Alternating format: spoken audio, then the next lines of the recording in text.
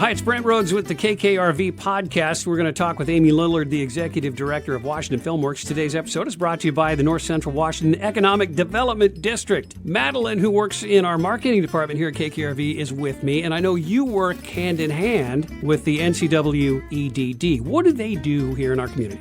They do a lot. They build small businesses. They host Supernova, which is a business launch competition where the winner wins $10,000 at the end of it. They brought Pipison, for example. I mean, they just build businesses and make the economy better. If you have a small business and you're saying to yourself, maybe I should discover this, what do you do? If you're interested in getting a hold of them, you can go to the NCWEDD.com or you can go to their office on Palouse. All right, we're going to check in now with Amy Lillard from Washington FilmWorks. I was reading through your bio a little bit, and it looks like you tried to retire, but you wound up coming back into the filmmaking realm, right?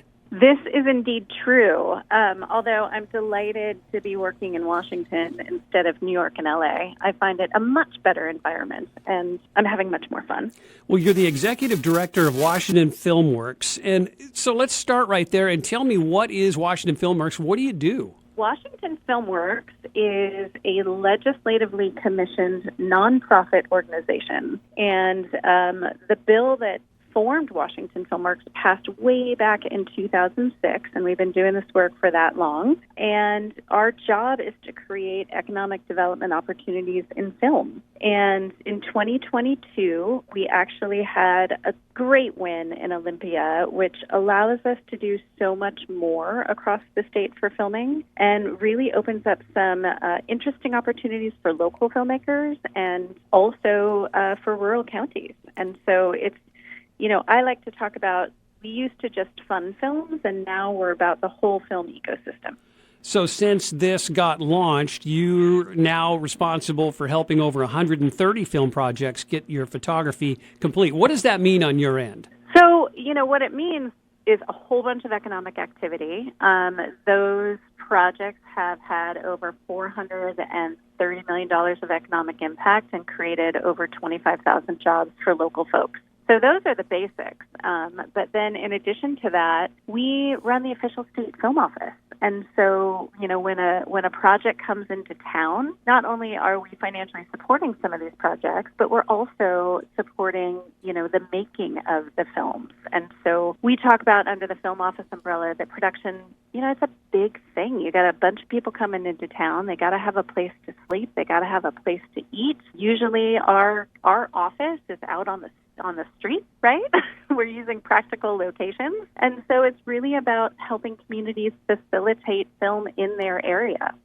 We have tons of experience, and our philosophy is production has to work as much for the production as it does for the community. Are you a recruiter to filmmakers at all? Is that part of what you do? Well, certainly, when it comes to the bigger budget productions that come through, like, for example, we've had an HBO series called Three Busy Deborahs, and we've had Z Nation for 5 seasons, which filmed, over in Spokane. So those bigger budget productions that come through, those are certainly ones that we recruit. These incentive programs are the way that, film businesses identify where to go. At the end of the day, when we get calls from productions, it is not only, do you have crew and do you have locations and do you have resources, but what are those incentives like? What I really love, and it's working already, is this new enhanced rural incentive that we just introduced. And it has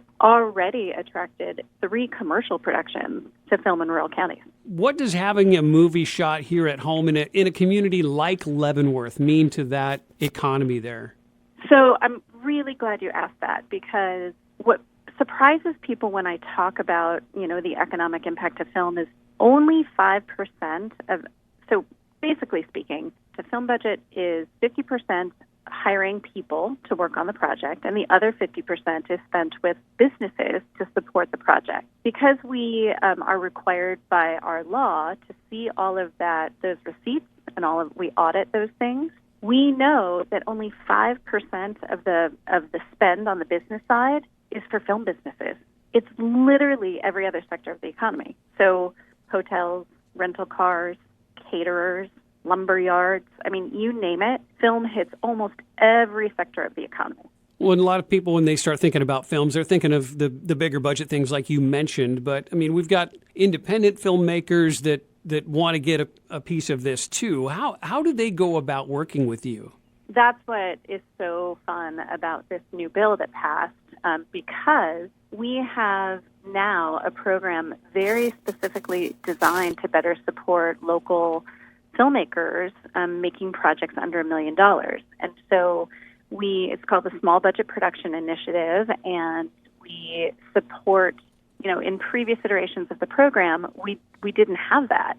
And so now we are doing, so much to better support local folks, because that's really the future of film here, if you get right down to it. What we know, or I know, because I've been here so long, is, we at Washington Filmworks really supported, some of our bigger name filmmakers like a Megan Griffiths, like a Lacey Levitt, like the late, great Lynn Shelton. If you haven't checked out any of their work, it's really fun. When they make movies here, they hire all local. They know the great locations across the state. So we're really excited about being able to better support those emerging filmmakers now.